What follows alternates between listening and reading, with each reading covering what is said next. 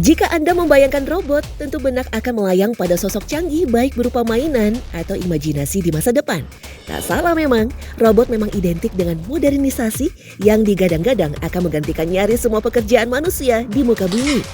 Tapi di Tangerang Selatan, robot justru diciptakan dari bahan bekas dengan kecanggihan yang serupa.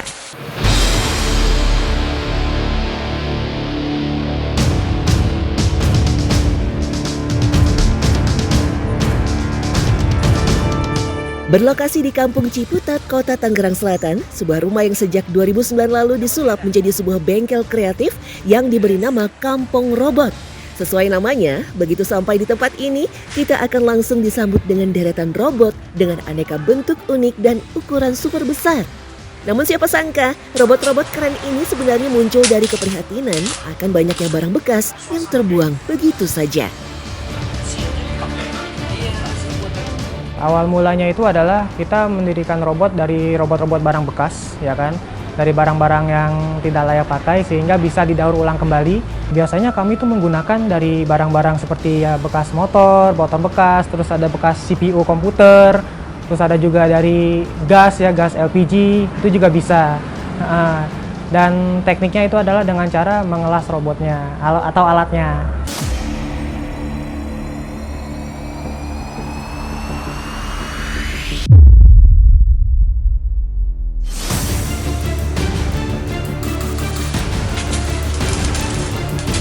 Berawal dari hobi semata, kegiatan praktek robotik akhirnya memicu komunitas yang berisi anak muda di sekitar.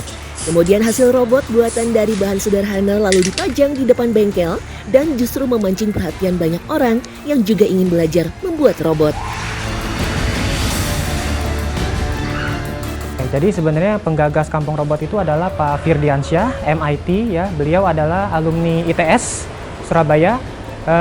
Awal mulanya jadi Kampung Robot ini didirikan tujuannya untuk mengedukasikan anak-anak bangsa sehingga bisa anak-anak bangsa ini bisa mengikuti pelatihan robotik serta event-event kompetisi program dari Racer Robotik.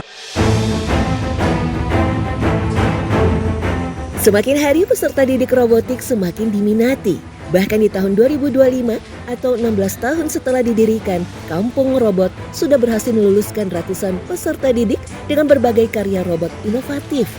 Dari robot edukasi, aneka kostum robot, sampai jenis robot humanoid unik yang dapat membantu atau menggantikan berbagai pekerjaan manusia.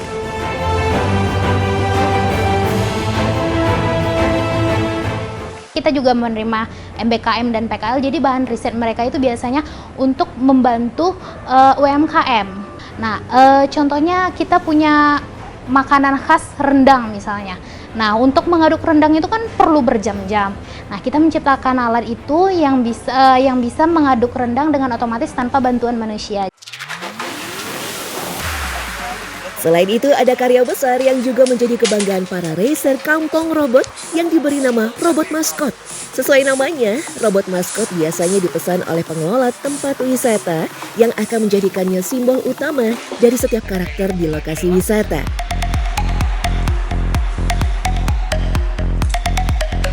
Tak hanya terlihat gagah dan membanggakan, robot maskot yang biasanya berukuran tinggi besar juga punya nilai ekonomis tinggi.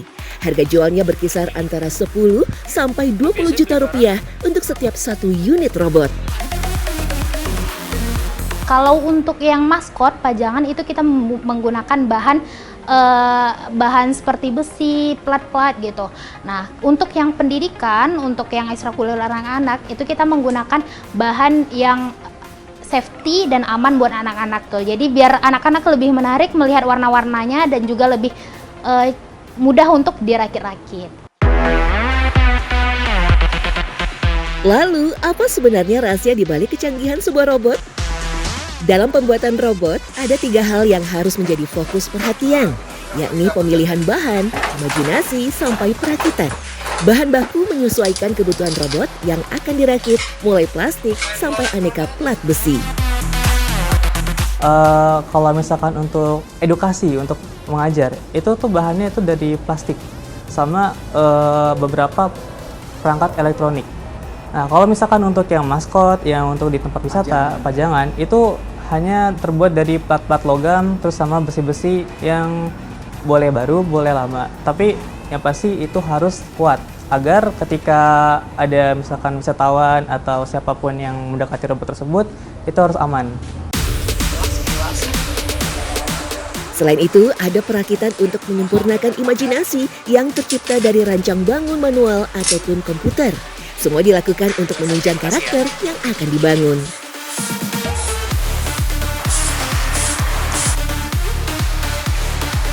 Tak hanya perakitan robot dari barang bekas, Kampung Robot juga membuat aneka robot modern dari bahan baru yang diimpor dari luar negeri. Biasanya hasilnya adalah jenis robot humanoid dan edukasi yang dapat bergerak sesuai kebutuhan.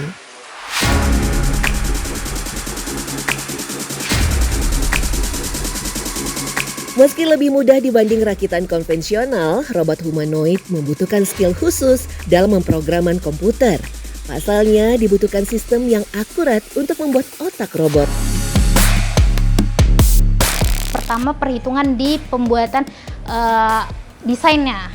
Nah, perhitungan di pembuatan desainnya, terus perhitungan di programnya, karena kita harus memastikan desain ini sesuai dengan apa yang harus dihasilkan nantinya. Kenapa kita butuhkan juga perhitungan di programnya? Karena nanti programnya itu akan menghasilkan gerak robot sesuai dengan perintah di program itu. Meski berawal dari sebuah lingkungan sederhana, kepiawaian para peserta didik robotik di Kampung Robot tak bisa dianggap remeh. Tidak hanya sudah bekerja sama dengan perusahaan robotik luar negeri, lulusan Kampung Robot juga berhasil menorehkan prestasi di kancah internasional. Sekolah dari MAN Purbalingga sama sekolah Darul Quran kalau tidak salah di Tangerang Kota itu juara kompetisi robotik di IWSC Cina Shenzhen. Meski dunia robotik telah menjadi bagian dari sebuah gaya hidup modern, karakter robot sendiri sebenarnya bukanlah hal yang baru. Bahkan robot terbilang sebagai salah satu penemuan teknologi yang tertua di dunia. Menurut catatan sejarah, Yan Shi, salah seorang ilmuwan di Cina, telah membuat rangkaian robot sederhana 250 tahun sebelum Masehi. Bentuknya adalah kerangka humanoid dan tulisan Taoisme yang menceritakan tentang manusia mekanis. Pada abad ke-12, teknik manusia mekanis ini diadopsi oleh ilmuwan Islam di Mesir yang membuat patung bergerak dengan bantuan tenaga air. Nah, karena selama air mengalir maka porosnya itu berputar. Nah, poros berputar itu dianggap sebagai energi yang tidak putus-putus ya. Nah, sehingga nanti disambungkan ke dalam sistem mekanisasi yang menghasilkan gerakan-gerakan yang menarik.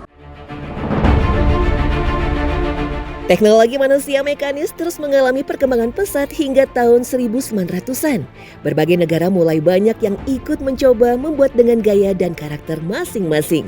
Sampai akhirnya nama robot pun muncul secara tidak sengaja yang diambil dari judul sebuah pertunjukan drama berjudul Robotika. Robotika sendiri berarti suruhan atau budak yang terinspirasi dari sosok benda bergerak untuk menggantikan pekerjaan serta dikendalikan manusia.